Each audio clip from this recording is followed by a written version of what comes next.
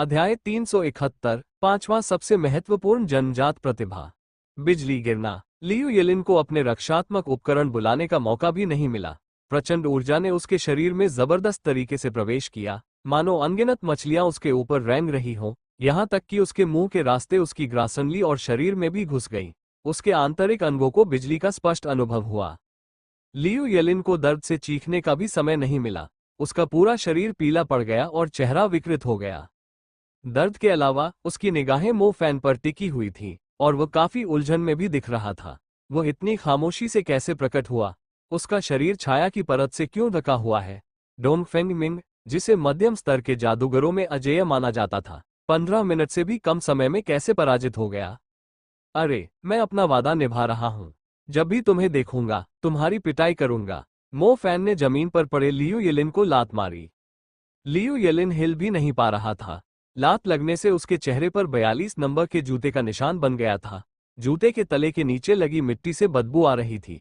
चिपचिपाहट से ऐसा लग रहा था मानो उसका चेहरा गोबर के गड्ढे से बस कुछ ही इंच दूर हो। अपमान, कितना बड़ा अपमान! लियू येलिन मो फैन से दिल से नफरत करती थी। यहां तक कि उसकी खाल उतारना और उसकी नसें निकाल देना भी उसके गुस्से को निकालने के लिए काफी नहीं था। मो फैन को लोगों को नाराज करने का कभी डर नहीं था। उसे तो ब्लैक वेटिकन के बदमाशों की भी परवाह नहीं थी। लियू येलिन की तो बात ही छोड़िए, जो सिर्फ एक विश्वविद्यालय की छात्रा थी। अगर तुम्हें लगता है कि यह अब तक का सबसे बड़ा अपमान है, तो बदला लेने की कोशिश करने पर भविष्य में ऐसा नहीं होगा। सच कहूं तो मुझे नहीं पता कि मैं पहले किस मुसीबत में फंस गया था। व्हाइट टाउन की सीमा एक मुर्गी खाने पर बनी थी। मैं बहुत जल्दी में था, इसलिए जूते साफ करने का समय नहीं मिला। वैसे तुम्हारा साफ सुथरा चेहरा ही काफी है। मो फैन ने अपने कंधों से धूल झाड़ी और चला गया। लियू येलिन के बाहर होने के बाद तांगेयुए ने अपना जवाबी हमला शुरू कर दिया। वो एक उन्नत जादूगरनी थी, इसलिए उसकी जादू करने की गति उसके प्रतिद्वंद्वियों की तुलना में काफी तेज थी। धधकती लाल लौ ने तांगियों के चारों ओर एक अग्नि वलय का घेरा बना दिया, जो तेजी से सिकुड़कर उसकी दाहिनी बांह से लिपट गया। अग्नि मुक्का 9 हॉल। उसने कुशलतापूर्वक तीसरे स्तर का अग्नि मुक्का चलाया। उसकी मुट्ठी से जलता हुआ लावा फूट पड़ा। रात के समय अग्नि से चमकते स्तंभ अत्यंत तेजस्वी थे। 9 स्तंभों का निर्माण 9 हॉलों की संरचना के अनुरूप किया गया था। स्तंभों के बीच का स्थान प्रचंड लपटों से भरा हुआ था, जबकि आग की वर्षा मैदान पर बरस रही थी और भूमि को झुलसा रही थी। लियू जोगिंग और उनके साथी को भीषण गर्मी से बहुत कष्ट हुआ। उनके सुरक्षा उपकरण भी उन्हें अत्यधिक तापमान और भयंकर अग्नि प्रपातों से नहीं बचा पाए। अगर तांग्युए ने उन्हें रोका न होता तो वे दोनों जिंदा जल जाते। तांग्युए ने अपने बाल बांध रखे थे। उसके पीले चेहरे पर आग की टिमटिमाती रोशनी पड़ रही थी। वह काफी थकी हुई लग रही थी। उसने 9 स्तंभों की शक्ति वापस ले ली और घास का मैदान जल्द ही शांत हो गया। वे जादू दरबार के 4 प्रशिक्षुओं और प्रशिक्षणार्थियों से छुटकारा पाने में सफल रहे, लेकिन वह शाही रक्षकों को लेकर अधिक चिंतित थी। चलो चलते हैं, वे हमारे काफी करीब हैं, तांग्युए ने अपने हाथ में पकड़े हुए टोटेम और पर एक नजर डालने के बाद कहा। हम स्विफ्ट स्टार वुल्फ घायल हो गया था, इसलिए उनके पास फ्लीइंग शैडो के साथ पहाड़ की ओर बढ़ने के अलावा कोई विकल्प नहीं था। पहाड़ बस थोड़ी ही दूरी पर था। अंधेरे का सहारा लेकर वे जल्दी से परछाइयों को मिटाते हुए उस बंजर पहाड़ में गहराई तक घुस गए। कुछ ही देर बाद शाही अंगरक्षक दल 10 मीटर से अधिक लंबे पंखों वाले एक अजीबोगरीब नीले पक्षी पर सवार होकर अपराध स्थल पर पहुंचे। वो पिंडजिंग ने जब जमीन पर पड़े चारों लोगों को दर्द से कराहते हुए देखा तो उसका चेहरा उतर गया।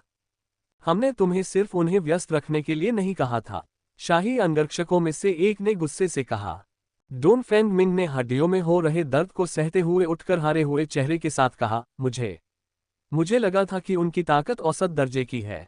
डोन फेंग मिंग, क्या तुम्हें सच में लगता है कि तुम बहुत अच्छे हो? तांग्युए एक उन्नत जादूगरनी है और फिर भी तुम्हें लगता है कि तुम उसके खिलाफ जीत पाओगे? जादू की अदालत के न्यायाधीश ली जिन ने उसे फटकारा। ली जिन डोन फेंग मिंग का वरिष्ठ अधिकारी था।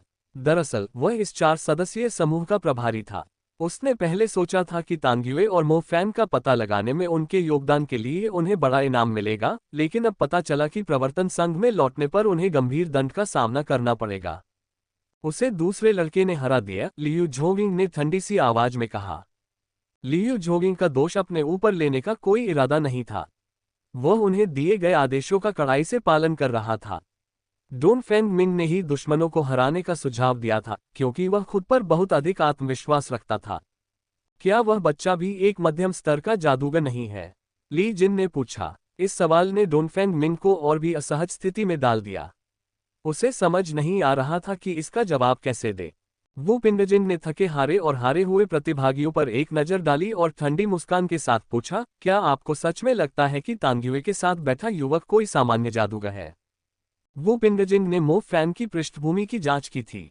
वह बो शहर की आपदा और मैजिक सिटी में ब्लैक वेटिकन को नष्ट करने वाले अभियान से घनिष्ठ रूप से जुड़ा हुआ था। भला उसके जैसा व्यक्ति कैसे गुमनाम हो सकता है? उसकी जन्मजात प्रतिभा, दोहरी जन्मजात क्षमता, लीडरबोर्ड में 5वें स्थान पर है।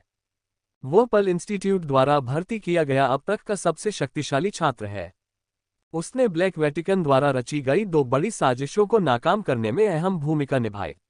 प्रतिभा के मामले में वह तुमसे कहीं ज्यादा श्रेष्ठ है। पृष्ठभूमि के मामले में क्या तुम्हें लगता है कि पल इंस्टीट्यूट तुम्हारे झेजियांग इंस्टीट्यूट से हार जाएगा? ताकत के मामले में तुम निकम्मे उसके सामने 15 मिनट भी नहीं टिक पाओगे। अगर तथाकथित प्रसिद्ध डोनफेंग कबीले के लोगों में सिर्फ घमंड है तो तुम कभी भी प्रवर्तन संघ में शामिल नहीं हो पाओगे। ली जिन बेहद गुस्से में था। अगर डोनफेंग मिंग तांग्युए से हार जाता तो भी यह स्वीकार्य होता, लेकिन वह मो फैन से हारा था, जो एक मध्यवर्ती स्तर का जादूगर था। यह पहली बार नहीं था जब ली जिन ने डोनफेंग मिंग को यह समझाने की कोशिश की थी कि उससे बेहतर कोई न कोई हमेशा मौजूद होता है, लेकिन वह अपने अहंकार में अंधा हो गया और एक गंभीर गलती कर बैठा।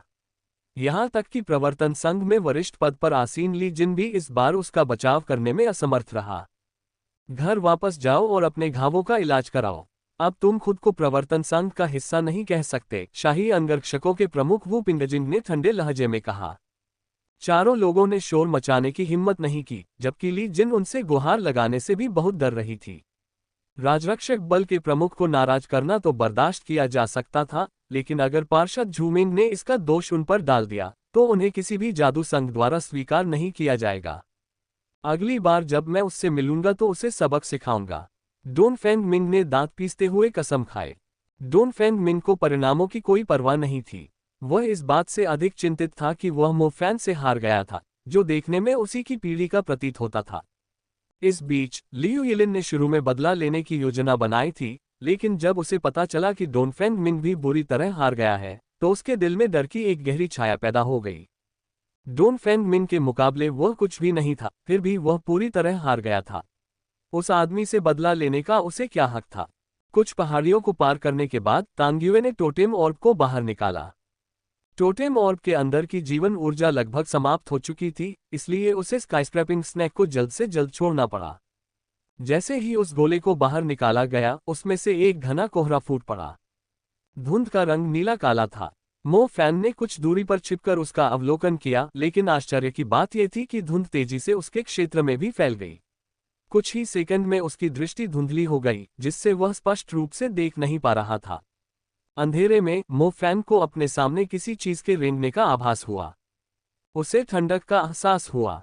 ऐसा लगा जैसे कोई चीज उसे धक्का दे रही हो, उसे पीछे धकेल रही हो। मो फैन ने उसे हाथ से छुआ और पाया कि वह ठंडी सांप की खाल है। उसे तुरंत समझ आ गया कि वह विशालकाय जीव अपना शरीर फैला रहा है। मो फैन तेजी से पास की एक ऊंची चट्टान की ओर भागा। वह चट्टान की चोटी पर खड़ा हुआ और नीचे की ओर देखा। पूरा इलाका नीले काले कोहरे से ढका हुआ था, जिसने पहाड़ के आधे हिस्से को घेर रखा था। धुंध में कभी कभी एक विशाल आकृति प्रकट होती थी, जो अपने मजबूत और दृढ़ शल्कों को प्रदर्शित करती थी। दूर से मो फैन को सांप की त्वचा पर बने पैटर्न किसी दीवार चित्रकारी की तरह दिखाई देते थे। पहले वह इमारत की खिड़की से उस विशालकाय व्यक्ति को देख रहा था। इस बार उनके बीच कुछ भी नहीं था। उसके मन की गहराई में एक अजीब सी सिहरन दौड़ गई।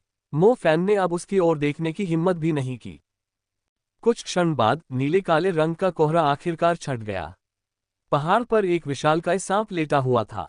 उसका शरीर चट्टानों से लिपटा हुआ था, दीवारों पर लटका हुआ था और जमीन पर फैला हुआ था। ऐसा लग रहा था मानो उसके भार से पहाड़ ढहने ही वाला हो। मो फैन ने गगनचुंबी सांप के लिए जगह बनाने के लिए चट्टान पर छलांग लगाई। हालांकि जब उसने नीचे देखा तो उसकी पूरी दृष्टि उसी सांप से ढक गई थी। यह एक अद्भुत दृश्य था। मो फैन, इधर कूद जाओ। वो बड़ा आदमी हमें गुफा में ले जा रहा है। तांग्युए ने साहपूर्वक गगनचुंबी सांप के सिर पर खड़े होकर उसे हाथ हिलाकर इशारा किया। ओह, मुझे लगता है कि मैं उसे यहाँ से ले जाऊंगा, मो फैन ने कहा। जब कोई व्यक्ति किसी सुनसान चट्टान पर खड़ा होता था जिसके नीचे चारों ओर सांप फैले होते थे, तो उसे एक प्रकार का निराशाजनक भय महसूस होता था।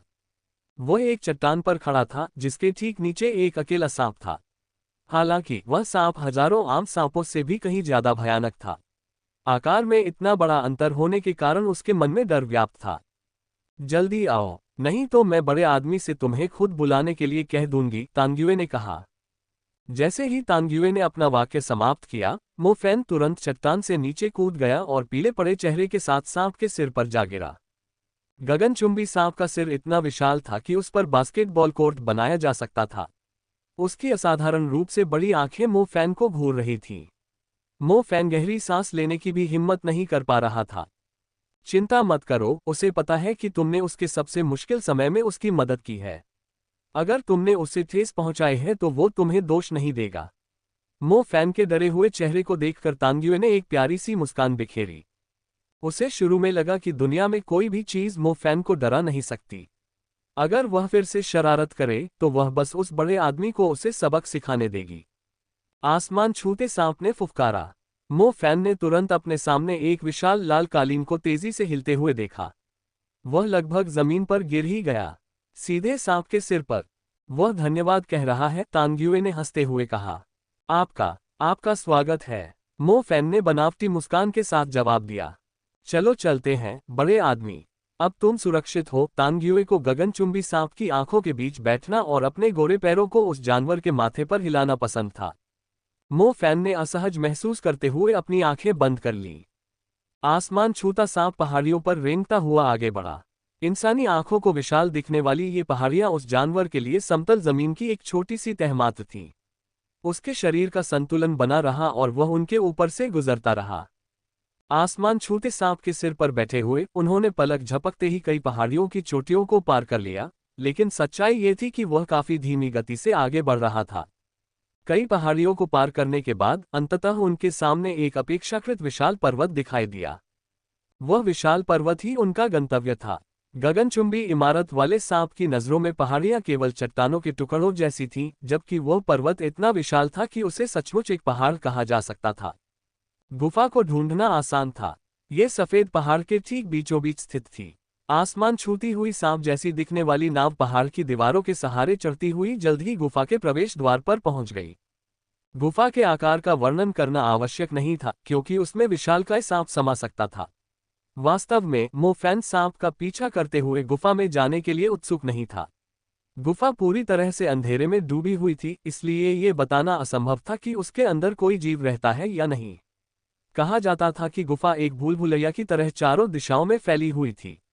यह न केवल कई पहाड़ों को जोड़ती थी, बल्कि इससे भूमिगत लोक तक भी पहुंचा जा सकता था।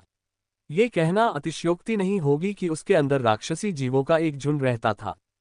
बड़े आदमी, अब आराम कर लो, हम वापस जा रहे हैं। तांग्युए दीवार पर इस तरह खड़ी हो गई कि उसकी दृष्टि गगनचुंबी सांप के सिर के समानांतर थी। आसमान छूते सांप ने फुफकारा, मानो वह समझ गया हो कि तांग्यू क्या कहना चाह रही थी। ओह, बेहतर होगा कि तुम मुझे अपना थोड़ा खून दे दो, तांग्युए ने कहा। आसमान छूता सांप थोड़ा पीछे की ओर झुका और अपने नुकीले दांतों से उसके शरीर को काट लिया, जिससे 2 बड़े छेद हो गए। उसने एक घूंट लिया और उनमें से काफी मात्रा में खून चूस लिया। ये तो हद से ज्यादा है। तांग्युए ने हाथ हिलाया। मो फैन अवाक रह गया। टोटेम बीस्ट तो काफी सीधा सादा था। उसने जितना खून चूसा था उससे ही तांग्युए को खून से लथपथ किया जा सकता था। तुम उसके खून का क्या करने की योजना बना रहे हो? मो फैन असमंजस में था। महामारी गंभीर होती जा रही है। हम उसके खून से महामारी का स्रोत पता लगा सकते हैं और उसका इस्तेमाल सीरम बनाने में कर सकते हैं, तांग्यू ने कहा।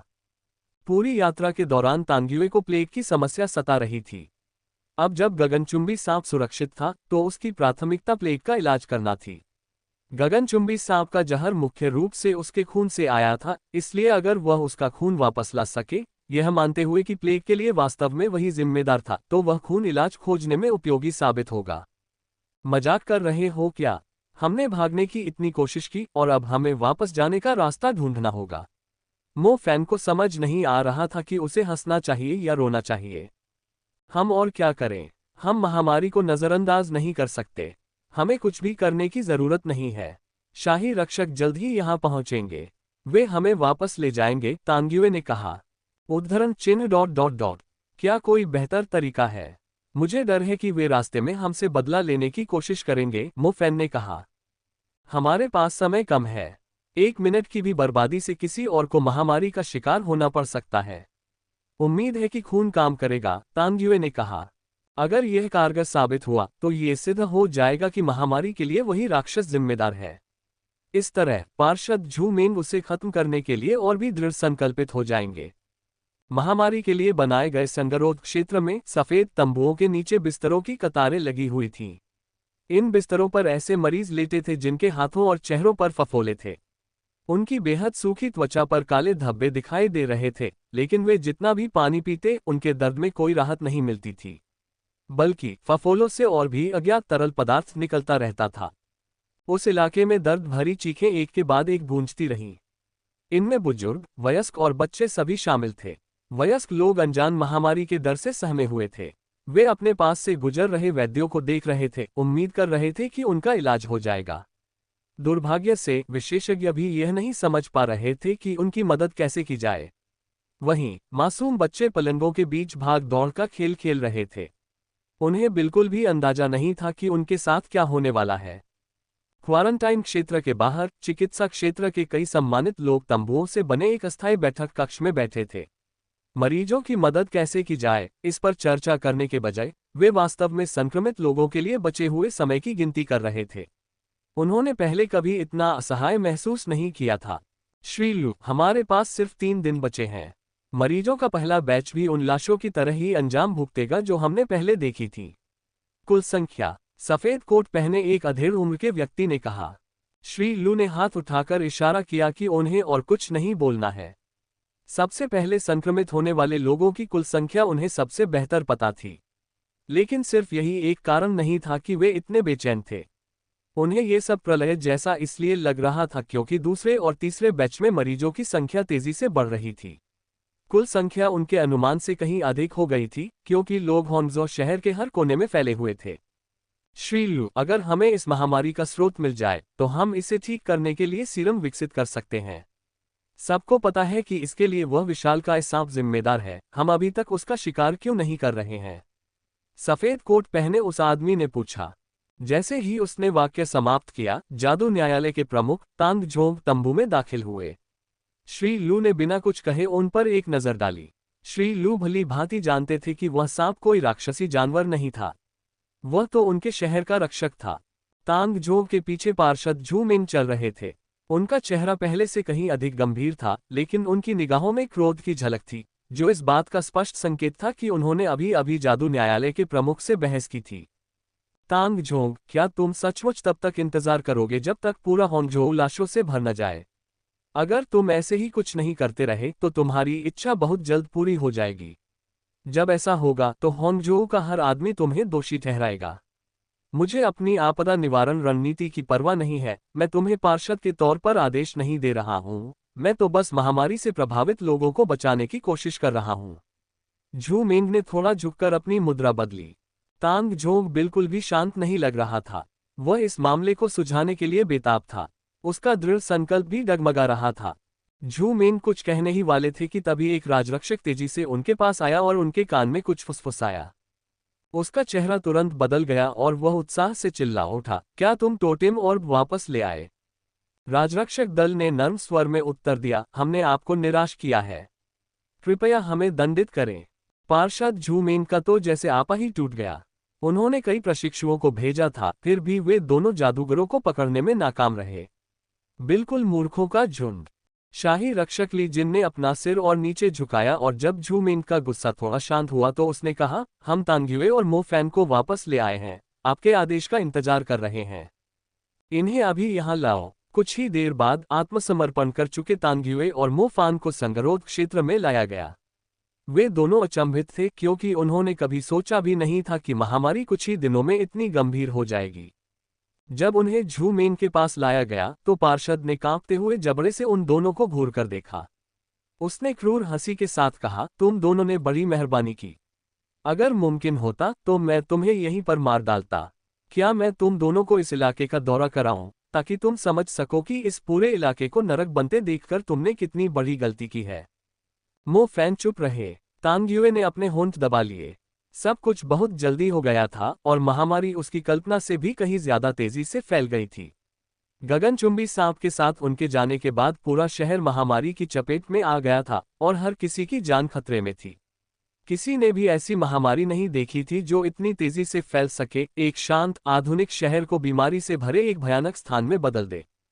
उसने अपना हाथ आगे बढ़ाया और पार्षद झू मेंग को गगनचुंबी सांप के खून से भरा एक बड़ा जार देते हुए कहा, यह देवता का खून है। अगर वही इस महामारी का मूल कारण है तो ये खून हमारे लिए उपयोगी होना चाहिए। झू मेंग ने श्रीलू को इशारा किया, जिन्होंने तुरंत खून लिया और अपनी टीम के साथ प्रयोगशाला चले गए।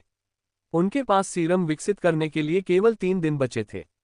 गार्डो, इन्हें बंद कर दो, झू मेंग ने आदेश दिया। ली जिन तुरंत उन्हें वहां से ले गया।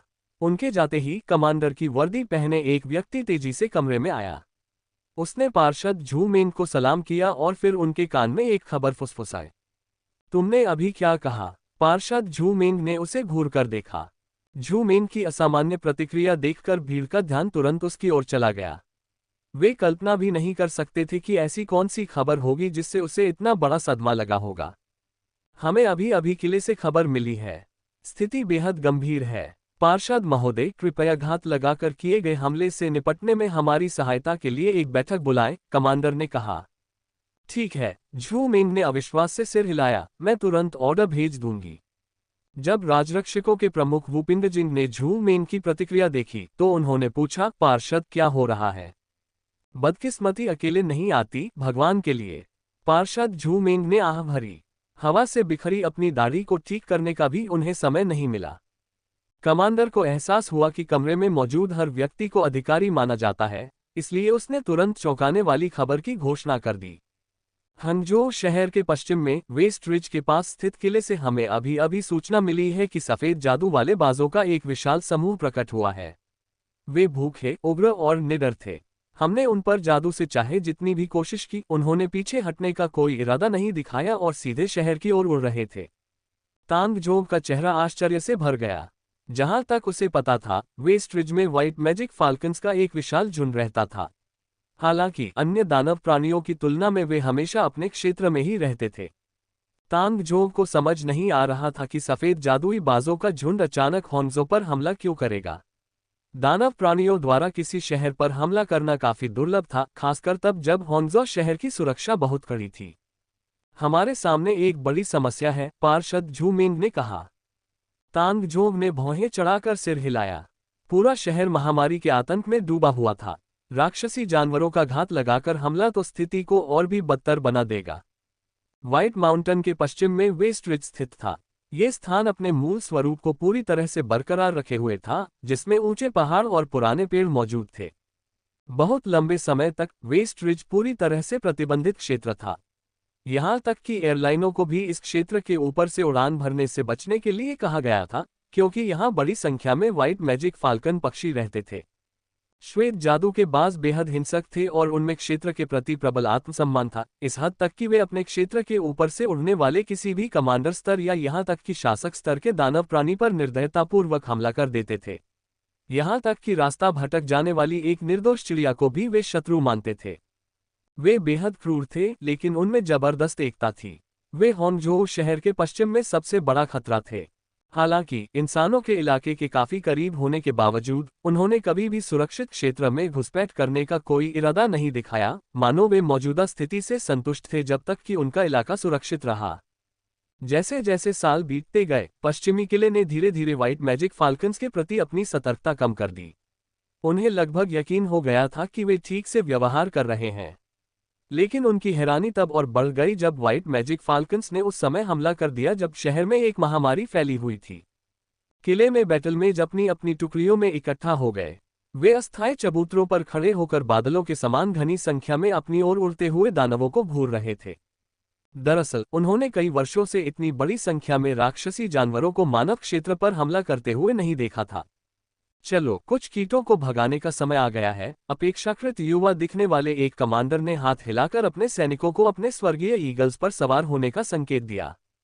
व्हाइट मैजिक फाल्कन बहुत शक्तिशाली नहीं थे, लेकिन सबसे बड़ी समस्या उनकी उड़ने की क्षमता थी। जमीन पर मौजूद जादूगर अपने हमलों से उन तक नहीं पहुंच पाते थे। उड़ने वाले दानवों से निपटना आमतौर पर सबसे कठिन होता था। सौभाग्य से पश्चिमी किले में आमतौर पर कुलीन युद्ध जादूगर तैनात रहते थे और साथ ही बड़ी संख्या में दिव्यबाज भी तैयार रहते थे। युद्ध जादूगर दिव्यबाजों पर सवार होकर श्वेत जादू के बाजों के आक्रमण को रोकने में सक्षम थे। काफी समय हो गया जब हमने आखिरी बार किसी शानदार लड़ाई का आनंद लिया था। उप कमांडर ने अपने होंठ चाटे, मानो उसे खून की बहुत प्यास हो। सैनिकों, आगे बढ़ो, कमांडर ने आदेश दिया। बैटलमेज ने तुरंत हेवनली ईगल्स पर सवार होकर उन जानवरों को आगे बढ़ने का आदेश दिया। हालांकि एक अप्रत्याशित घटना घटित हुई। स्वर्गीय चीलें स्थिर खड़ी रहीं। उनमें से कोई भी अपने पंख नहीं फड़फड़ा रहा था। सामान्यतः आदेश मिलते ही स्वर्गीय चीलें तुरंत आकाश में उड़ जाती थीं। उन्हें बीस्टमास्टर्स ने बहुत लंबे समय से वश में कर रखा था। आमने सामने की लड़ाइयों को छोड़कर वे हमेशा बीस्टमास्टर्स के आदेशों का पालन करती थीं। बीस्टमास्टर्स को तुरंत बुलाओ, मैं जानना चाहता हूं कि इन स्वर्गीय ईगल्स के साथ क्या गड़बड़ है, कमांडर ने गुस्से से कहा। सैनिक युद्ध के मैदान में उतरने और होंगझोऊ में घुसपैठ करने की हिम्मत करने वाले राक्षसी जानवरों को खत्म करने के लिए तैयार थे। फिर भी स्वर्गीय ईगल अपने स्थानों पर दृढ़ता से खड़े थे, मानो वे सभी एक समझौते पर पहुंच गए हों। कमांडर, आप मुझे ढूंढ रहे हैं। वर्दी पहने एक बीस्टमास्टर प्रकट हुआ। कमांडर ने कहा, इन दिव्य चीलों को देखो, ये हमारे आदेशों का पालन क्यों नहीं कर रहे हैं। बीस्टमास्टर एक स्वर्गीय चील के पास गया और अपना हाथ उसके शरीर पर रखा। उसने आंखें बंद कर लीं और उस जानवर की अनुभूति को समझने की कोशिश की। कुछ ही क्षण बाद बीस्टमास्टर की आंखें अचानक खुल गईं और उसने दूर उड़ती हुई आकृतियों की ओर देखा। वह झट से बोला, वे डरे हुए हैं। किस बात से डरते हो, कमांडर ने डांटते हुए पूछा। स्वर्गीय चीले और श्वेत जादुई बाज एक ही जाति के हैं। भले ही हमने उन्हें वश में कर लिया हो, फिर भी उनके शरीर में दानव प्राणियों का रक्त बहता है। वे श्वेत जादुई बाजों का विरोध करने को तैयार नहीं हैं, पशु स्वामी ने कहा। धिक्कार है, निकम्मे बेवकूफों, कमांडर ने फटकार लगाए। हमने उन्हें चाहे कितने ही समय तक वश में कर लिया हो, वे प्रकृति के नियम का उल्लंघन नहीं कर सकते। इसके अलावा बीस्टमास्टर एक दिव्य चील के पास गया जो छटपटा रही थी और उसने अपना हाथ उसकी गर्दन पर रख दिया। बीस्टमास्टर का चेहरा पीला पड़ गया। उसकी आंखें अविश्वास से श्वेत जादू के बाजों की सेना को घूर रही थीं, मानो उसने स्वर्गीय ईगल के हृदय में व्याप्त भीषण भय को भांप लिया हो। इसके अलावा और क्या, अभी बताओ, कमांडर ने अधीरता से कहा। स्वर्गीय ईगल्स की मदद के बिना वास्तव में कितने बैटलमेज के पास उड़ने की क्षमता थी? यह एक बहुत ही गंभीर समस्या थी। एक बार कमांडर स्तर का 4 पंजों वाला जादुई बाज प्रकट हो जाए तो हमारी सेना हवा में उड़ने वाले दानवों से लड़कर हार जाएगी। स्वर्ग के बाज 4 पंजों वाले जादुई बाज का सामना करने की हिम्मत नहीं करेंगे, बीस्टमास्टर ने कहा। मुझे इस बात की पूरी जानकारी है। अगर हमारी हवाई रक्षा प्रणाली ध्वस्त हो जाती है तो राक्षसी जानवर आसानी से हमारे ऊपर से उड़कर शहर में घुस सकते हैं, कमांडर ने कहा। बीस्टमास्टर की आंखों में अब भी भय झलक रहा था। उसने अपना सिर हिलाया और अपने बगल में खड़े हेवनली ईगल की ओर देखा। दिव्य चील की निगाहें विनम्रता से क्रोध में बदल गईं। उसकी काली पुतलियां गहरे लाल रंग की हो गईं। उसने अपने पंख बेतहाशा फड़फड़ाए, युद्ध के लिए आकाश में उड़ने के लिए नहीं, बल्कि अपनी पीठ पर बैठे व्यक्ति को नीचे फेंकने की कोशिश में। अचानक सभी दिव्य चीलें चीखने लगीं। उनकी आंखें दूर से आ रहे घुसपैठियों को घूर रही थीं, मानो वे किसी पुकार का जवाब दे रही हों। क्या चल रहा है? मैं अपने स्वर्गीय ईगल पर से नियंत्रण खो रहा हूं। मैं भी ऐसा ही हूं। वे जानवर बुरी तरह छटपटा रहे थे और अपने शरीर को मरोड़ रहे थे। अगर उनके पैरों में जंजीरें न बंधी होती तो वे अब तक हवा में उड़ चुके होते। वे पलट रहे हैं, वे हमें धोखा दे रहे हैं, एक अनुभवी सैनिक चिल्लाया। क्या? युवा कमांडर ने झट से स्वर्गीय चीलों की ओर देखा और पाया कि उनकी पुतलियों का रंग बदल रहा था। वे हिंसक प्रतिरोध कर रहे थे, कुछ तो सैनिकों पर हमला भी कर रहे थे। ये तो बहुत बुरा हुआ। बीस्टमास्टर ने स्थिति पर पूरी तरह से नियंत्रण खो दिया था। आखिर चल क्या रहा है? युवा कमांडर चिल्लाया। हेवनली ईगल्स हमेशा से आज्ञाकारी रहे थे। वे आज विद्रोह क्यों शुरू करेंगे? क्या मैंने यह नहीं बताया था कि अगर आसपास कमांडर स्तर का 4 पंजों वाला जादुई चील होता तो ये दिव्य चीलें अवचेतन रूप से उस दानव से डरती हैं क्योंकि उनका वंश उससे नीचा है। लेकिन अगर चील प्रजाति का शासक स्तर का दानव प्रकट होता तो उसकी जबरदस्त उपस्थिति के कारण वे तुरंत हमें धोखा दे देते। दैत्य स्वामी ने पीले पड़े चेहरे के साथ चिल्लाकर कहा। शासक स्तर, ये शब्द सुनते ही युवा कमांडर का धैर्य पूरी तरह से भंग हो गया। इस स्तर के दानव जानवर का आक्रमण में शामिल होना ये पहली बार था। जल्दी करो, इन स्वर्गीय चीलों को मार डालो, नहीं तो ये हमें धोखा दे देंगे। ये तुच्छ वंश के जानवर कभी भी शासक स्तर के दानव जानवर की उपस्थिति का सामना नहीं कर पाएंगे। बीस्टमास्टर ने गुस्से में कहा। सैनिक स्तब्ध रह गए। उन्होंने कभी सोचा भी नहीं था कि शासक स्तर का दानव इतना भयानक हो सकता है। यहाँ तक कि स्वर्गीय चीलें, जिन्हें बचपन से ही सैनिकों की तरह प्रशिक्षित किया गया था, भी शासक स्तर के दानव के सामने टिक नहीं पाई। तुम सब किस बात का इंतजार कर रहे हो? क्या तुम किले को नष्ट होते देखना चाहते हो? गद्दार स्वर्गीय ईगल्स को अभी मार डालो। सैनिकों में हिचकिचाहट देखकर बीस्टमास्टर गुस्से से दहाड़ा। युवा कमांडर ने दांत भींचकर वह क्रूर फैसला लिया। मार डालो, अभी इन सबको मार डालो। 17 वर्षीय एक किशोर पश्चिमी किले के 9वें निगरानी टावर के किनारे बैठा था। वह बड़ी सावधानी से बांसुरी बजा रहा था। धुन बेहद सुरीली थी। उसमें एक अनोखी देहाती लय थी। जैसे ही धुन बजनी शुरू हुई, एक भूरे सफेद रंग का दिव्यबाज, जो अभी विकास की अवस्था में था, पेड़ों से उड़कर निकला और किशोर के बगल में आकर बैठ गया। उस किशोर ने धूसर सफेद दिव्य चील के सिर को सहलाते हुए मुस्कुराते हुए कहा, रे, क्या तुम चुपके से खरगोशों का शिकार कर रहे थे? क्या किले का खाना तुम्हें पसंद नहीं है, या उस कमीने बीस्टमास्टर ने तुम्हें फिर से सताया है? खैर, मुझे पता है कि वह तुम्हें इसलिए परेशान कर रहा है क्योंकि उसे तुम्हारा अशुद्ध वंश पसंद नहीं है। मौका मिलते ही मैं तुम्हारे लिए कुछ स्वादिष्ट बनाऊंगा। दिव्य चील ने सिर हिलाया मानो वह किशोर लड़के के शब्दों को समझ गई हो। लड़का और चील कुछ देर तक निगरानी मीनार पर खेलते रहे। अचानक किले से एक तेज सायरन की आवाज सुनाई दी। तुरंत ही किले में अफरा तफरी मच गई क्योंकि युद्ध जादूगरों की टुकड़ियों को अग्रिम पंक्ति में बुलाया गया था। क्या हो रहा है? किशोर लड़के ने चौकी टावर के पास से गुजर रहे एक संदेशवाहक सैनिक पर चिल्लाकर पूछा। वांग शियाओजुन, तुम ऊपर क्या कर रहे हो? जल्दी करो और किले के अंदर छिप जाओ। तुम्हारे जैसे छोटे कद के आदमी को सफेद जादुई बाज बहुत जल्दी खा जाएंगे, दूत ने कहा। कोई बात नहीं, ग्रे मेरी रक्षा कर रहा है, वांग शियाओजुन ने कहा। इसी बीच चेचक के निशानों से भरा एक लंबा दुबला पतला आदमी प्रकट हुआ। उसने किशोर की ओर सिर उठाकर देखा और पूछा, तुम्हारी रक्षा? हमें अभी अभी अपने वरिष्ठों से आदेश मिला है। सभी सैनिकों को उन दिव्य चीलों को तुरंत मार डालना होगा जिनकी वे रक्षा कर रहे हैं। तुम क्या कह रहे हो? सेना ऐसा आदेश क्यों देगी? वांग शियाओजुन ने अविश्वास से कहा। पश्चिमी पहाड़ी से एक शक्तिशाली दानव प्रकट हुआ है। किले के सभी दिव्य बाज हमारे खिलाफ हो रहे हैं। तुम किस बात का इंतजार कर रहे हो? क्या मैंने तुम्हें अपने दिव्य बाज को अभी मारने के लिए नहीं कहा था? आदेश का उल्लंघन करने वालों को सैन्य कानून के तहत दंडित किया जाएगा। वांग शियाओजुन दंग रह गया।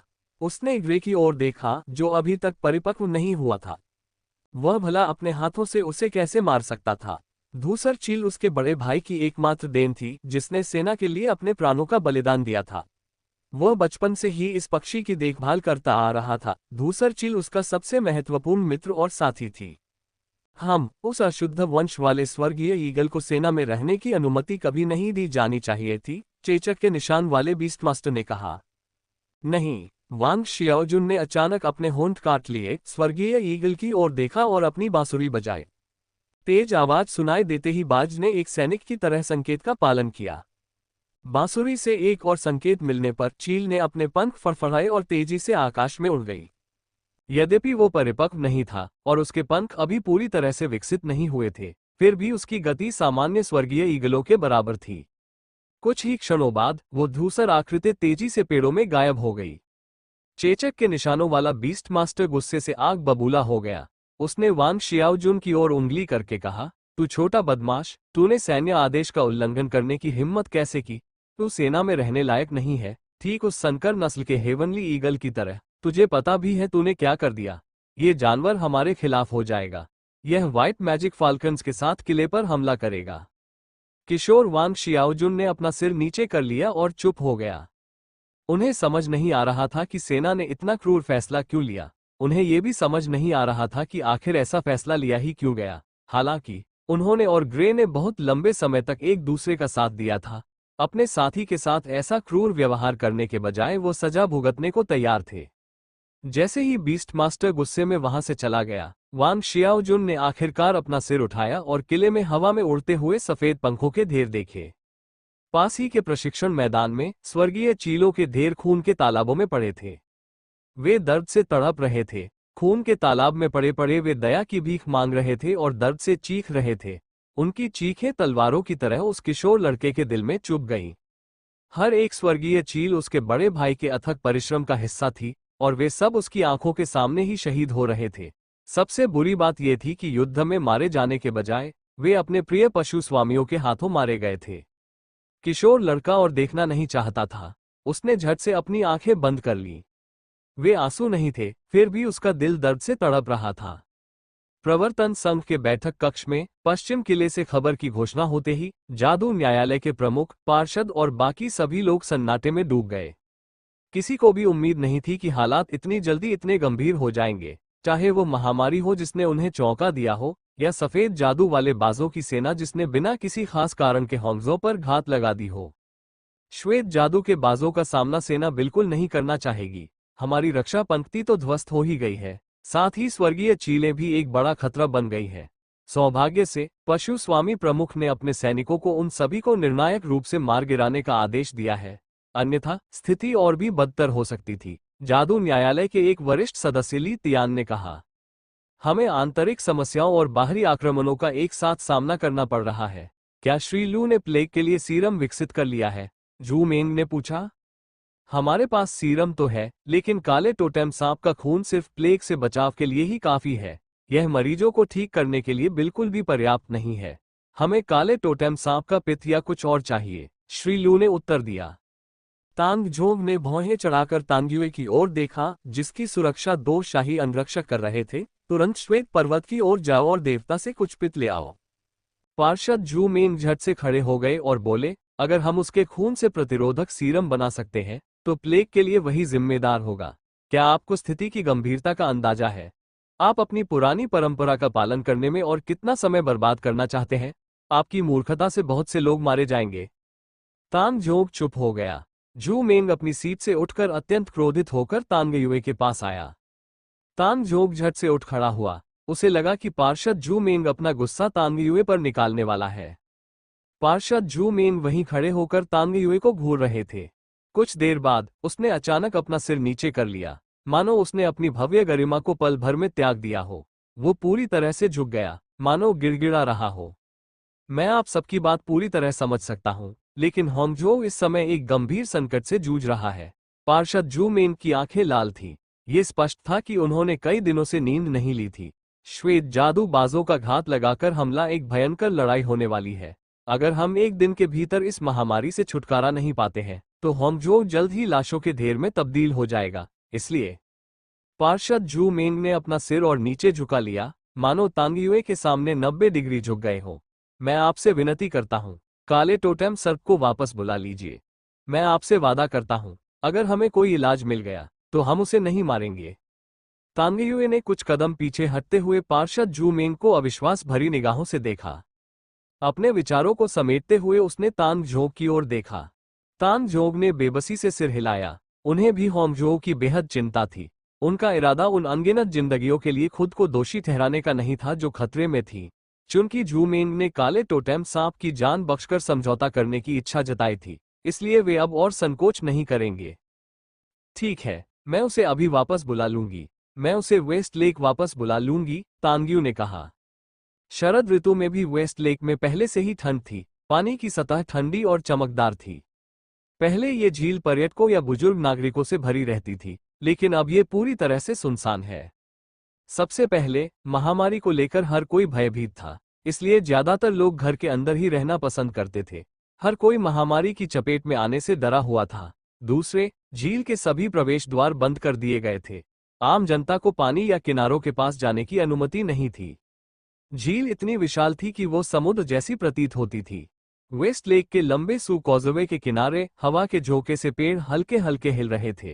रात में वे अद्भुत काया वाली महिलाओं की तरह दिख रहे थे जो अभी अभी धोए हुए बालों को संवार रही हों। पुल पर पार्षद जू मेंग और शाही अंगरक्षकों के प्रमुख वू पिंगजिंग किनारे पर खड़े थे, शहर की ओर मुख किए हुए। उनकी निगाहें झील के पार गईं और पानी के दूसरी ओर स्थित गगनचुंबी इमारतों पर पड़ी। झील में कई इमारतों का प्रतिबिंब दिखाई दे रहा था। शहर झील के किनारे बसा था और झील में उस प्रसिद्ध शहर का प्रतिबिंब दिख रहा था। यह एक अद्भुत नजारा था। रात के आकाश में काले बादल मंडरा रहे थे। चंद्रमा की हल्की रोशनी में बादलों की आकृतियां उभर रही थी।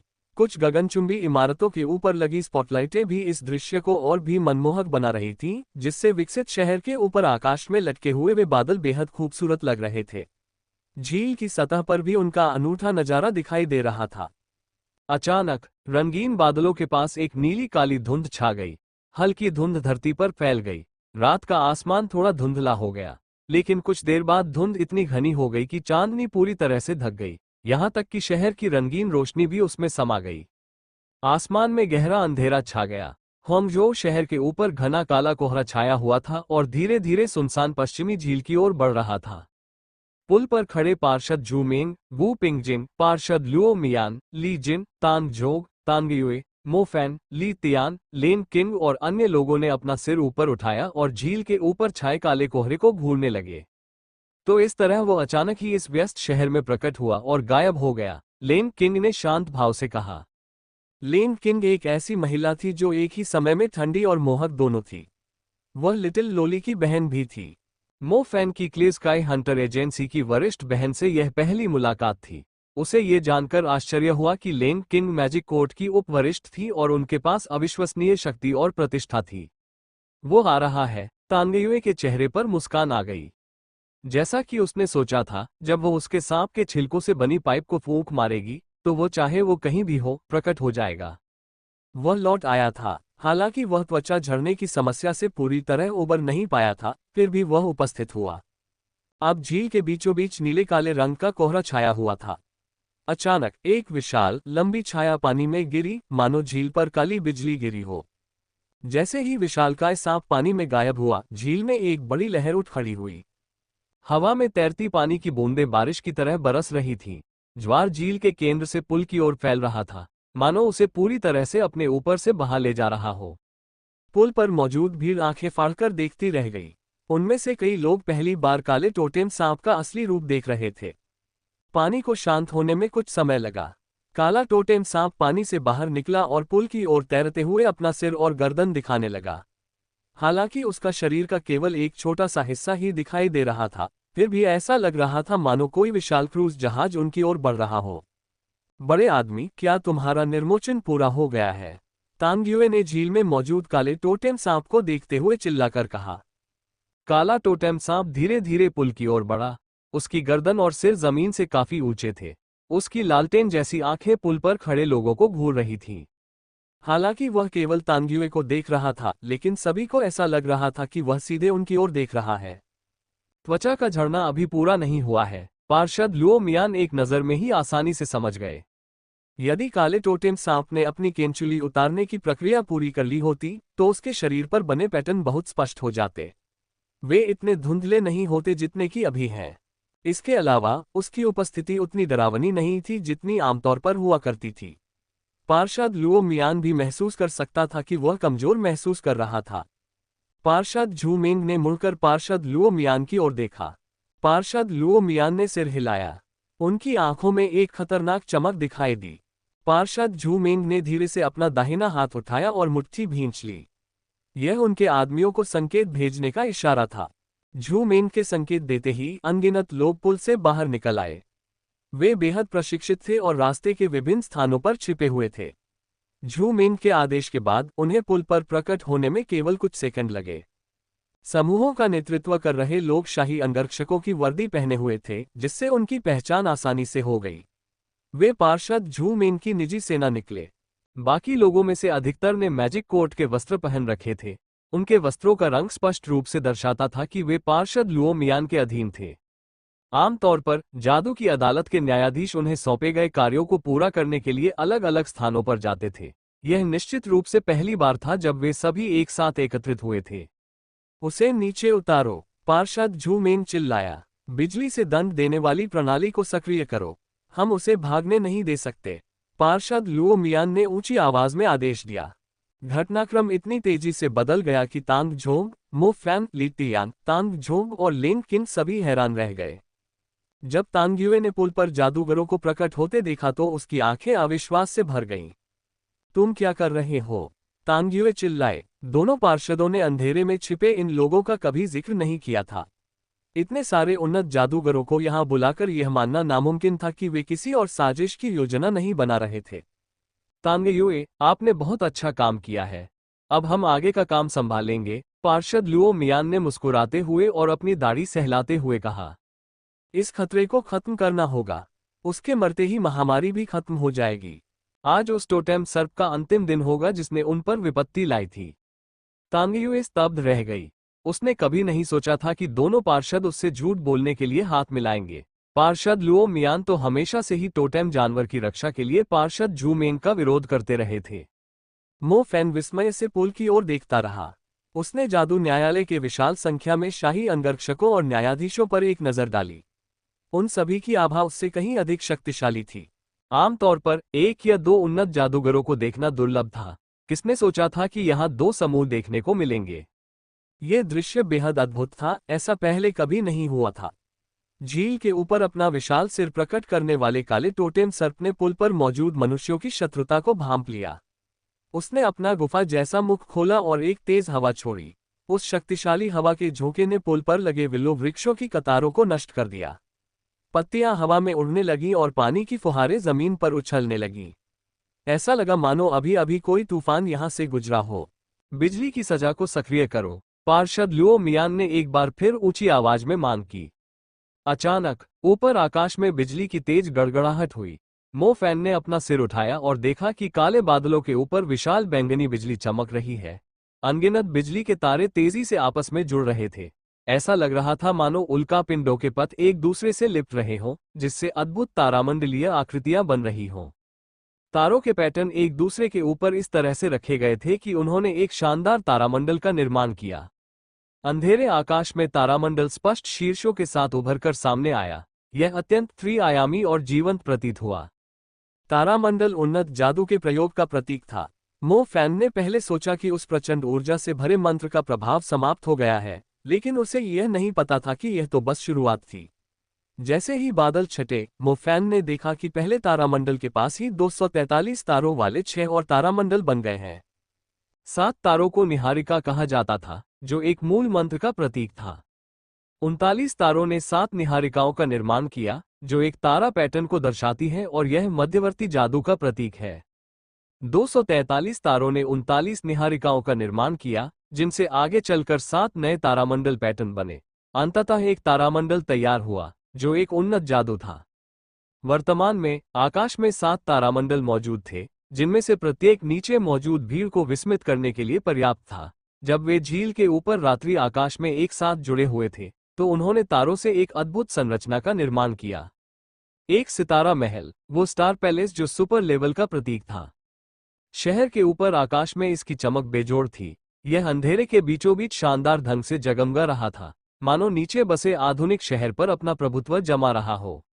मो फैन अवाक रह गया। जिन 39 तारों से बने नक्षत्रों से वो भलीभांति परिचित था, वे भी शक्तिशाली मंत्र उत्पन्न करने के लिए पर्याप्त थे।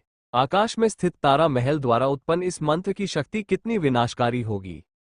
बैंगनी आकाश महल इतना विशाल था कि वह बेहद करीब प्रतीत होता था। जैसे ही तारामंडल पूरी तरह से आपस में जुड़ गए, प्रचंड बिजली की ऊर्जा तूफानी बादलों में सिमट गई। अद्भुत बिजली का जादू नीचे उतरने लगा। उस मंत्र में बिजली से बने 9 दिव्य भाले शामिल थे। वे बादलों की परतों को भेदते हुए अनगिनत बिजली की लपटों से बने थे। उनकी लंबाई और चौड़ाई आकाश को सहारा देने वाले विशाल स्तंभों की तरह थी। आकर्षक बैंगनी रंग, आंखों को चकाचौंध कर देने वाले बिजली की तरह चमकते भाले। एक कान फाड़ देने वाला धमाका हुआ, मानो आकाश टुकड़े टुकड़े हो गया हो। शक्तिशाली बिजली आकाश से तेजी से गिरी और सीधी रेखा में झील को भेद गई।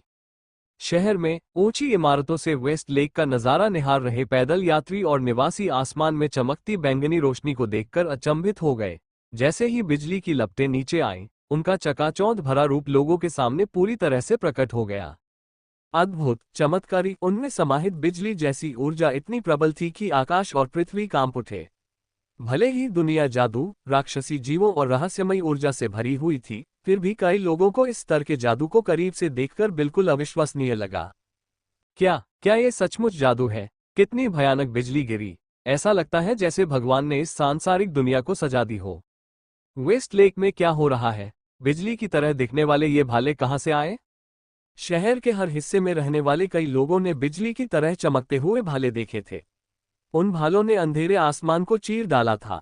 ऐसा लग रहा था मानो स्वर्ग लोक की कोई ऊर्जा गलती से धरती पर आ गिरी हो। आकाश से 9 बिजली के भाले गिरे और उन्होंने एक चतुर्भुज का आकार बना लिया। वे झील के ऊपर खंभों की तरह मजबूती से खड़े थे, मानो आसमान छूते हुए सर्प को घेरे हुए हों। वे विशालकाय बैंगनी रंग के बिजली के खंभों की तरह थे, जिन पर बिजली की घनी लकीरें एक दूसरे पर फैली हुई थीं। खंभों के बीच बिजली तेजी से चमक रही थी। बिजली कांटे, जंजीरें, मोह फैन की दृष्टि भाले से निकलने वाली बिजली की ऊर्जा से उत्पन्न चकाचौंध कर देने वाले बैंगनी रंग से भर गई थी। बिजली के भाले मजबूती से खड़े थे। केंद्र में खुद को दबाए जाने का पता चलने पर आकाश विस्तारित सर्प ने उग्रता से विशाल लहरें उत्पन्न की। उसने बिजली की जंजीरों को तोड़ने के लिए अपने शरीर को भाले से भी टकराया। हालांकि बिजली के भाले चट्टान की तरह ठोस थे। हर बार जब गगनचुंबी सांप भालों से टकराता, तो वह संरचना बिजली की जंजीरों से गगनचुंबी सांप पर वार करके पलटवार करती। काला टोटेम सांप एक विशालकाय अजगर की तरह था जो जाल में फंस गया हो। उसने बुरी तरह संघर्ष किया, लेकिन जाल में लगे कांटों के कारण वह केवल घायल ही हुआ। उसकी दर्द भरी चीखें पूरे शहर में गूंज उठी। हे भगवान, क्या मैं कोई बुरा सपना देख रहा हूँ? सांप, यह एक सांप है, एक विशालकाय सांप। वो गगनचुंबी इमारत वाला सांप, यह वही सांप है जो शहर में दिखाई दिया था। अरे वाह, ये सचमुच मौजूद है। ये यहीं वेस्ट लेक में है। झील के केंद्र से काफी दूर किनारे के पास भारी भीड़ जमा हो गई थी। दरअसल बिजली के भाले और गगनचुंबी सांप दोनों ही बेहद दूर थे, लेकिन अपने विशाल आकार के कारण वे अंधेरे में भी स्पष्ट रूप से दिखाई दे रहे थे। बैंगनी बिजली ने झील और गगनचुंबी सांप के भयानक शरीर को चमकीला बना दिया था। शहर में अफरा तफरी मच गई। हालांकि वेस्ट लेक को आम जनता के लिए बंद कर दिया गया था, फिर भी कुछ ऐसे रास्ते थे जिनसे सू कॉजवे दिखाई दे रहा था।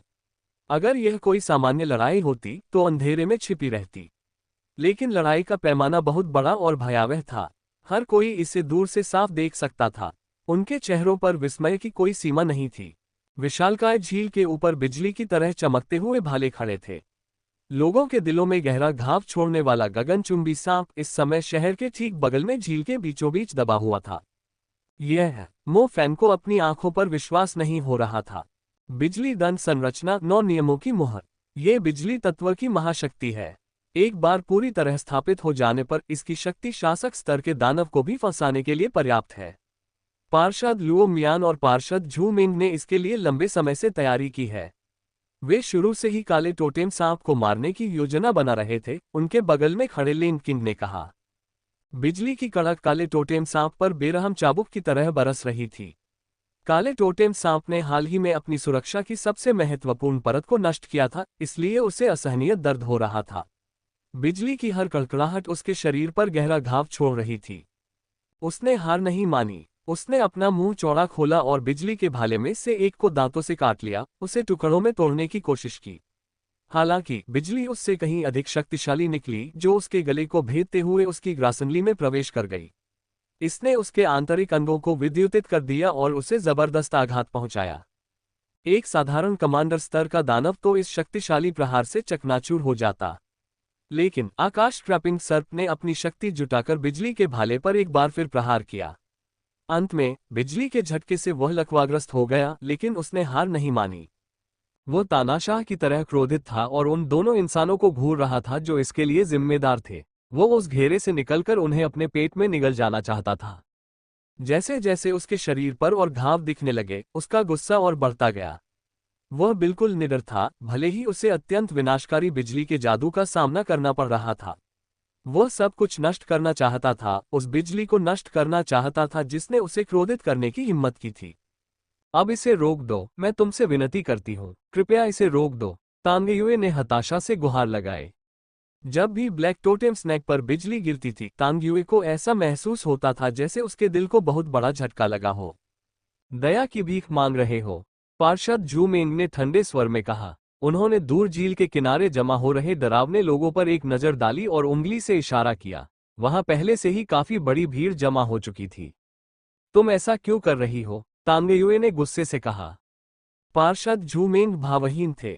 उन्होंने अपना मुंह खोला और व्यस्त शहर की ओर मुख करके गरजती हुई आवाज में कहा, होन्जो नगर के वासियों, ये वही नाग राक्षस है जो पहले शहर में प्रकट हुआ था।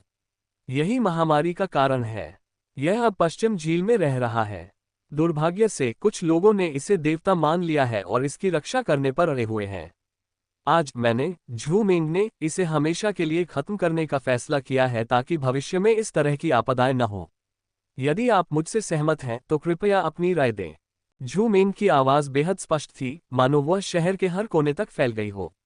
उसने कुछ ऐसी जादुई शक्ति का प्रयोग किया था जो मो फैन ने पहले कभी नहीं देखी थी। झील के दूसरी ओर, हालांकि सू कॉजवे उस किनारे से काफी दूर था जहां भीड़ जमा थी, लोगों की संख्या बढ़ने के साथ ही भीड़ अचानक दूर से ही स्पष्ट रूप से दिखाई देने लगी। उनके चेहरे आश्चर्य से भरे हुए थे, हालांकि उनमें से अधिकांश अभी भी अज्ञात जानवर के डर से सहमे हुए थे। भीड़ में जादू के स्कूलों के छात्र, आम व्यापारी, राहगीर, बुजुर्ग, सामान्य नागरिक और न्याय की तलाश में आए कई जादूगर शामिल थे। उन्हें विश्वास नहीं हो रहा था कि इतना विशालकाय जानवर उनके शहर के इतने करीब रह रहा था। अगर उन्होंने आज इसे अपनी आंखों से न देखा होता तो वे कभी इस बात को सच नहीं मानते। भीड़ भयभीत और क्रोधित थी। उन्हें ऐसा लग रहा था जैसे किसी ने उनसे झूठ बोला हो, किसी ऐसे व्यक्ति ने जिसे उनकी जान की कोई परवाह नहीं हो। उसे मार डालो, हमें उसे मारना ही होगा। हम भला वेस्ट लेक में ऐसी चीज को कैसे रहने दे सकते हैं? उसे अभी मार डालो। तो वही इस महामारी का कारण है, वो हमारे लिए बहुत बड़ा खतरा है। भीड़ की आवाजें एक दूसरे पर हावी हो गईं और पुल के पार झील के उस पार स्पष्ट रूप से गूंज उठी। नहीं, ये सच नहीं है। वो महामारी का कारण नहीं है, वो वास्तव में शहर का रक्षक है। आप उसे नुकसान नहीं पहुंचा सकते, तांगेयुए ने सू कॉजवे पर जोर से चिल्लाते हुए कहा। हालांकि उसकी आवाज अकेले भीड़ की आवाज के सामने कुछ भी नहीं थी। भले ही उसकी विनती लोगों तक पहुंच जाती, फिर भी वे दया का कोई नामो निशान नहीं दिखाते। उनके दिल भय और क्रोध से भरे हुए थे। पार्षद जू मेन की तरह वे भी उस दरिंदे को अपने शहर से भगाना चाहते थे। विरोध प्रदर्शन धीरे धीरे और तेज होते गए। काले टोटेम वाले सांप का पूरा शरीर घावों और चोटों से भरा हुआ था। उसकी अटल निगाहों में थकान की झलक दिखने लगी थी। वह बहुत कमजोर होता जा रहा था। निर्मोचन के कारण वह पहले से ही प्रकृति के नियमों का दंड भुगत रहा था और अब वह मनुष्यों द्वारा स्थापित विनाशकारी बिजली के घेरे में फंस गया था। अब उसमें इस घेरे से मुक्त होने की पहले जैसी हिम्मत नहीं बची थी। बिजली के झटके लगातार उस पर बरसते रहे। उसे किनारे से आती भीड़ की आवाजें सुनाई दे रही थीं। असल में उसे ज्यादा फिक्र नहीं थी। उसने बिजली के झटके से होने वाले दर्द को सहन किया और धीरे धीरे अपना सिर तांग्युए की ओर घुमाया। तांग्युए पुल के किनारे असहाय होकर घुटनों के बल बैठी थी। भीड़ के क्रोध के सामने वह बेहद छोटी लग रही थी। अगर वह न होती तो ब्लैक टोटेम स्नैक अपने सबसे कमजोर दौर में कभी भी सबसे सुरक्षित छिपने की जगह से बाहर न निकलता। वह कई सदियों से अस्तित्व में था, इसलिए वह निश्चित रूप से मनुष्यों से अधिक बुद्धिमान था। उसे उस पर पूरा भरोसा था और फिर भी उसने उसे धोखा दिया। काले टोटेम सांप के शरीर पर पड़े घावों और चोटों को देखकर, जिसकी आंखों में थकान और निराशा के भाव झलक रहे थे, उसे लगा जैसे वह उससे पूछ रहा हो, उसने उसे निराश क्यों किया? तांग्युए की आंखों में आंसू भरे थे। वह कुछ नहीं कर सकती थी। वह अपने से कहीं अधिक शक्तिशाली जादूगरों से घिरी हुई थी और किनारा सांप की मौत की मांग करने वाले लोगों से भरा हुआ था। वह आखिर क्या कर सकती थी? मो फैन को उसकी सिसकियां साफ सुनाई दे रही थीं। इसी तरह मो फैन कुछ भी नहीं कर सकता था। शहर के लोग पहले से ही सांप और महामारी के डर से जकड़े हुए थे। एक बार जब उन्हें महामारी का स्रोत पता चल जाएगा तो वे केवल अपनी सहज प्रवृत्ति का पालन करेंगे। पार्षद जू मेन कुछ ऐसा कर रहे थे जो उनकी मांगों के बिल्कुल अनुरूप था। मो फैन को विश्वास था कि उन्हें जल्द ही होंगझोउ शहर के लोगों का समर्थन मिल जाएगा। किसी को भी उस महिला की मौजूदा निराशा की परवाह नहीं होगी। सावधान रहो, वो जबरदस्ती बाहर निकलने की कोशिश कर रहा है, शाही अंगरक्षकों के प्रमुख वू पिंगजिंग ने चिल्लाकर कहा। मो फैन ने अपने विचारों को एकत्रित किया और देखा कि काला टोटेम सांप, जो अभी भी बिजली से बुरी तरह प्रताड़ित हो रहा था, अपने विशाल सिर को संरचना से बाहर निकालने की कोशिश कर रहा था। बिजली की तेज चमक उसके सिर पर जोरदार ढंग से टकराई, फिर भी वह आगे बढ़ता रहा मानो वो सुन्न हो चुका हो। उसने अपना सिर पुल के जितना हो सके करीब तक बढ़ाया। जादू की अदालत के न्यायाधीश और शाही अंगरक्षक तुरंत पीछे हट गए।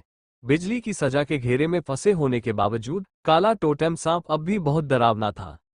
लोगों ने यह मान लिया कि काला टोटेम सांप अपनी आखिरी कोशिश में बेताब होकर खुद को छुड़ाने की कोशिश कर रहा है, और इसी बीच उसने धीरे धीरे अपना सिर तांग्युए की ओर बढ़ाया, जो निराशा में जमीन पर घुटने टेक कर बैठी थी। सांप ने धीरे से फुफकारा और अपनी जीभ मुंह से बाहर निकाल ली। जीभ की नोक तांग्युए के सामने आई और धीरे से उसके चेहरे को सहलाया। तांग्युए स्तब्ध रह गई। जीभ बेहद कोमल थी, मानो कोई पिता उसके चेहरे से आंसू पोंछने की कोशिश कर रहा हो। तांग्युए ने अपना सिर उठाया और उस विशाल सिर पर नजर डाली। उसने सांप की आंखों में देखा, जिनमें पीड़ा और यातना सहने के बावजूद कोमलता झलक रही थी। फिर उसकी नजर उस जीभ पर पड़ी जिसने उसके चेहरे को धीरे से छुआ था। वह उसे सांत्वना देने की कोशिश कर रहा था। उसी क्षण तांग्युए पूरी तरह से टूट गई और फूट फूट कर रोने लगी। मो फैन स्तब्ध रह गया। उसने तांग्युए से काले टोटेम सांप के बारे में कई कहानियां सुनी थी। काला टोटेम सांप सचमुच उसकी देखभाल कर रहा था, ठीक उसी तरह जैसे उसका वरिष्ठ करता था। हालांकि मो फैन ये देखकर हैरान रह गया कि ब्लैक टोटेम स्नेक तांग्युए की इतनी परवाह करता है। अधिकांश दानव जानवर चोटों और घावों से पीड़ित होने के बाद तर्कसंगत रूप से सोचने की क्षमता खो देते और बेकाबू हो जाते। हालांकि काले टोटेम वाले सांप ने अपना आपा नहीं खोया। वास्तव में जब उसने तांग्युए को फूट फूट कर रोते देखा तो वह काफी हैरान परेशान सा लग रहा था। मो फैन ने पहली बार इतने भयानक विशालकाय सांप से ऐसी भावना महसूस की थी। वह तांग्युए को अपने बच्चे की तरह मानता था और उसे जरा भी तकलीफ नहीं होने देता था। सुपर मैजिक फॉर्मेशन से होने वाले दर्द को सहते हुए भी उसे तांग्युए के रोने की आवाज सुनकर डर लगता था। क्या आप इस पर विश्वास करते हैं? क्या आप मानते हैं कि उस तरह का एक टोटेम जानवर इस महामारी और आपदा का स्रोत है? मो फैन ने अपने बगल में बैठी वरिष्ठ बहन लेन किन से कहा। क्या मेरे विश्वास करने से कोई फर्क पड़ता है? लेन किन की आवाज में थोड़ी अनिच्छा झलक रही थी। दरअसल वह टोटेम गार्डियंस के पक्ष में अधिक झुकी हुई थी। दुर्भाग्य से शहर के भयभीत लोग ब्लैक टोटेम स्नेक को जल्द से जल्द मारना चाहते थे। सू कॉजवे उन्नत जादूगरों से भरा हुआ था। वे ब्लैक टोटेम स्नेक के कमजोर होने का इंतजार कर रहे थे ताकि वे उसे चारों ओर से घेरकर शासक स्तर के दानव को समाप्त कर सकें। योजक चिन्ह। पुल पर पार्षद झूमिंग और पार्षद लुओमियान ने काले टोटेम सांप के सौम्य व्यवहार को पूरी तरह से अनदेखा कर दिया। वे काले टोटेम सांप के कमजोर पड़ने का इंतजार कर रहे थे। क्या हमें अभी हमला करना चाहिए? पार्षद झूमेंग ने अधीरता से पूछा। पश्चिमी किले पर श्वेत जादुई बाजों के एक झुंड ने हमला कर दिया था, जो शहर के लिए एक गंभीर खतरा था। झूमेंग के पास अब और समय बर्बाद करने का समय नहीं था। उसे पहले इस संकट से छुटकारा पाने के लिए काले टोटेम वाले सांप को नष्ट करना था और फिर श्वेत जादुई बाजों को रोकना था। नहीं, हम ब्लैक टोटेम स्नेक को कम आंकने का जोखिम नहीं उठा सकते। अगर आप लाइटनिंग पनिशमेंट फॉर्मेशन हटा लेते हैं तो उसे मारने में आपके आधे से ज्यादा सैनिक मारे जाएंगे।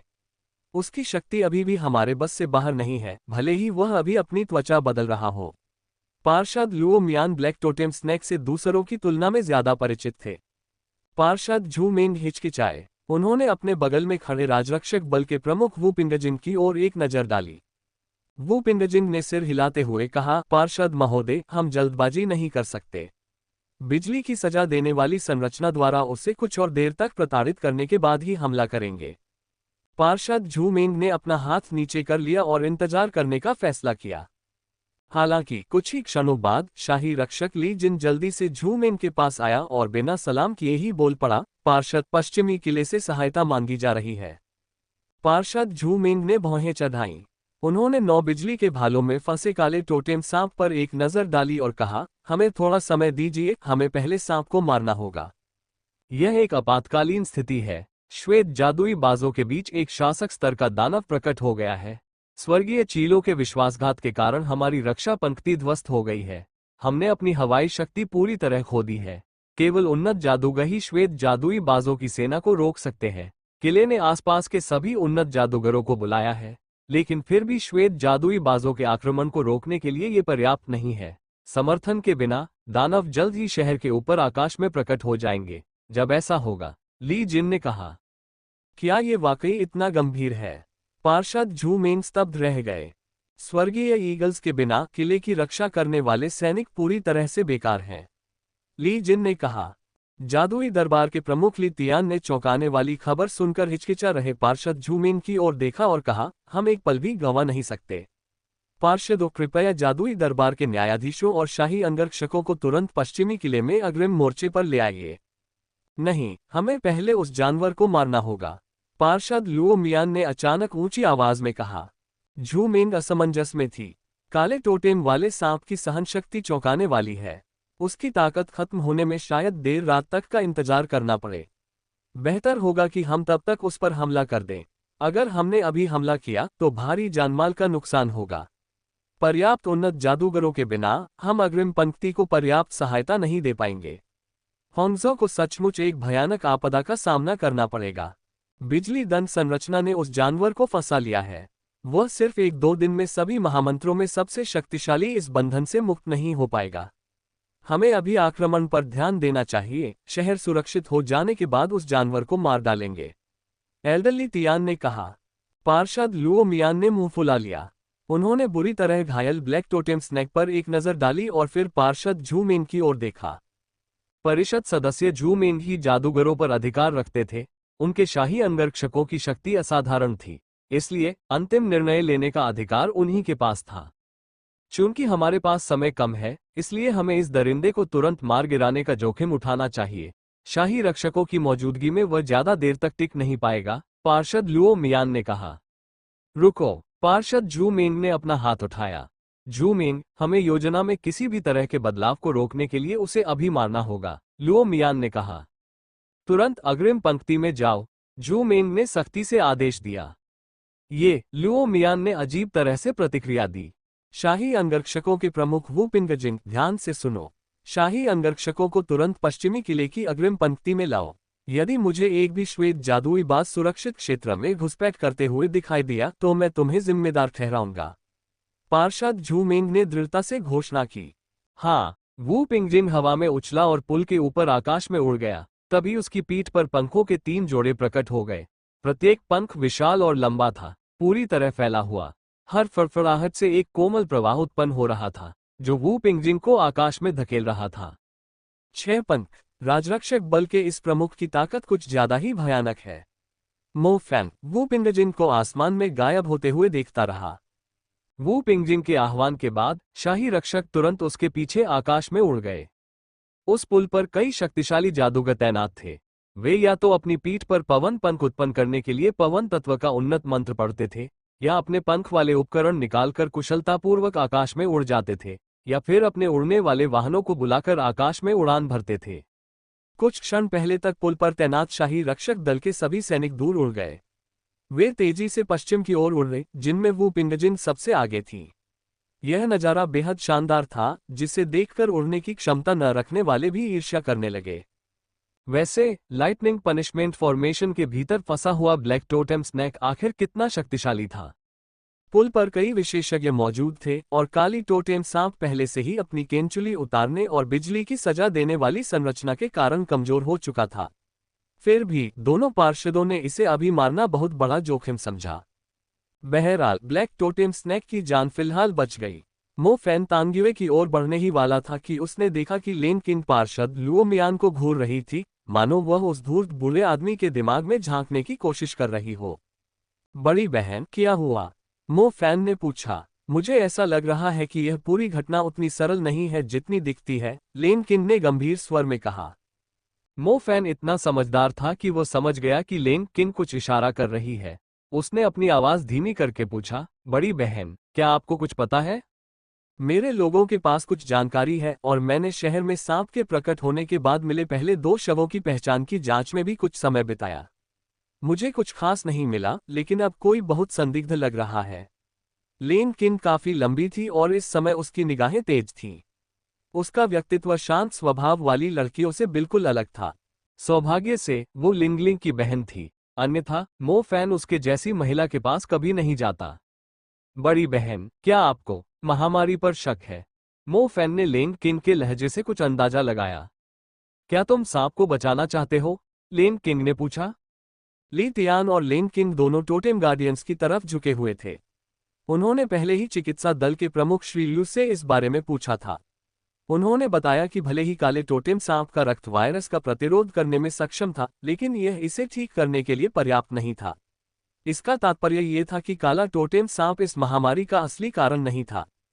इसके अलावा महामारी फैलने पर व्हाइट टाउन बुरी तरह प्रभावित हुआ था, लेकिन ब्लैक टोटेम स्नेक इससे पहले वेस्ट लेक में रह रहा था।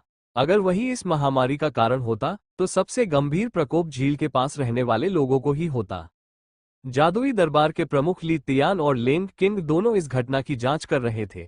उन्हें कुछ सुराग मिले थे, लेकिन वे ये पता लगाने में असमर्थ थे कि उनके असली निशाने पर कौन थे। हाँ, लेकिन मो फैन ने पुल के किनारे बैठी उदास तांगयुए की ओर एक नजर डाली। मो फैन जानता था कि उनके पास कोई ठोस सबूत नहीं है, लेकिन उसकी अंतरात्मा उसे बता रही थी कि काला टोटेम सांप बुरा नहीं था। मो फैन काफी उदास महसूस कर रहा था, क्योंकि उसने अपनी मिस तांगयुए को पहले कभी इतना असहाय नहीं देखा था। मेरे लोगों को पश्चिमी किले में तैनात किया गया है। मेरी मदद करने के लिए कोई नहीं है। अगर आप मेरी मदद करने को तैयार है तो तुरंत व्हाइट टाउन जाइए और देखिए कि क्या वहां किसी अन्य दानव का कोई सुराग मिलता है, लेन किंग ने कहा। मुझे लगा कि किसी ने पहले ही इसकी जांच कर ली होगी। क्या इससे कोई फर्क पड़ेगा? मो फैन ने कहा। व्हाइट टाउन में ही यह प्रकोप फैला था, इसलिए सरकार ने मैजिक कोर्ट के लोगों को वहां भेजा होगा। उसे वहां क्या मिल सकता था? अगर कोई जानबूझकर सच्चाई छिपा रहा है या लोगों को असली वजह जानने से रोक रहा है, तो सरकार की सारी कोशिशें बेकार हो जाएंगी। मैंने लिंगलिंग को व्हाइट टाउन जाने के लिए कह दिया है। तुम लोग वहां उससे मिल लेना। याद रखना, हमारे पास ज्यादा समय नहीं है। व्हाइट मैजिक फाल्कन्स को खदेड़ते ही जूमेंग जरूर आएगा और ब्लैक टोटेम स्नैक को मार डालेगा। उस जानवर के मरने के बाद हम कुछ नहीं कर पाएंगे और सच्चाई का पता लगाना और भी मुश्किल हो जाएगा, लेन किंग ने सख्ती से कहा। तो बड़ी बहन पहले से ही इसकी जांच कर रही थी। चिंता मत करो, अगर व्हाइट टाउन में वाकई कुछ गड़बड़ है तो मैं वादा करता हूं कि मैं उसे ढूंढ निकालूंगा। मो फैन ने अपनी छाती थपथपाते हुए कहा। बहुत बढ़िया, हम अलग अलग चलेंगे। कृपया उनके लौटने से पहले सच्चाई का पता लगा ले, लेन किंग ने कहा। मुझे बिल्कुल समझ नहीं आ रहा कि कहां से शुरू करूं। मुझे पहले क्या करना चाहिए? मो फैन ने अचानक कहा। मैंने लिंगली को जानकारी भेज दी है, वो आपको पूरी जानकारी देगी। अच्छा, लेन किंग जल्दी से चली गई। मो फैन को अभी भी पता नहीं था कि उसने कुछ देर पहले कौन सा महत्वपूर्ण सुराग खोजा था। बहरहाल, मो फैन इस बात से सहमत था कि पूरी घटना में कुछ गड़बड़ थी। अगर महामारी के पीछे सतही तौर पर दिख रही बातों से कहीं अधिक रहस्य था, तो वह उसे उजागर करने के लिए दृढ़ संकल्पित था। लेन किंग के निर्देशों का पालन करते हुए मो फैन अंधेरा होने के बाद व्हाइट टाउन पहुंचा। व्हाइट टाउन में पूर्णतः लॉकडाउन था। शहर में प्रवेश करना या बाहर निकलना बेहद मुश्किल था, जो कुछ दिन पहले की स्थिति से बिल्कुल अलग था। जब मो फैन कस्बे में चुपके से प्रवेश करने का रास्ता खोजने की कोशिश में परेशान था, तभी उसे लिंगलिंग का फोन आया, जिसने उसे मुख्य द्वार पर उसके साथ फिर से मिलने के लिए कहा। मो फैन जैसे ही कड़ी सुरक्षा वाले प्रवेश द्वार की ओर बढ़ा, उसने देखा कि लिंगलिंग फूलों से सजी काली पोशाक पहने एक छोटे से कोने में खड़ी है। उसकी नम आंखें देर से आए मो फैन को टकटकी लगाए देख रही थी। उसकी बेहद आकर्षक दो चोटियां उसकी खूबसूरती को और भी बढ़ा रही थी। मो फैन का मन उसे गले लगाने और उसके गालों को सहलाने की तीव्र इच्छा से भर गया। मुझे पता था कि तुम इतनी आसानी से नहीं मरोगे, लिंगलिंग हमेशा की तरह बोली। उसने कुछ देर मो फैन की तरफ देखा, फिर उसके चेहरे पर मुस्कान आ गई। तुम और भी खूबसूरत होती जा रही हो। मो फैन ने अपना हाथ आगे बढ़ाया और उसके गाल को चुटकी से दबाया। लिंगलिंग ने तुरंत अपने होंठ सिकोड़ लिए। उसे सबसे ज्यादा नफरत थी किसी के द्वारा उसके गालों को नोचने की। जो लड़की कुछ पल पहले एक छोटी सी राजकुमारी जैसी लग रही थी, वह पल भर में एक उग्र जंगली बिल्ली में बदल गई और मो फैन को खरोचने के लिए अपने पंजे बढ़ा लिए, मानो वह अपनी जान की कीमत पर भी मो फैन को मार डालने पर तुली हुई हो। मो फैन ने लिंगलिंग का सिर अपने हाथ से पकड़ लिया ताकि उसके हाथ पैर उस तक न पहुंच सके। वो हंसते हुए बोला, ठीक है, अब असली काम पर ध्यान देने का समय आ गया है।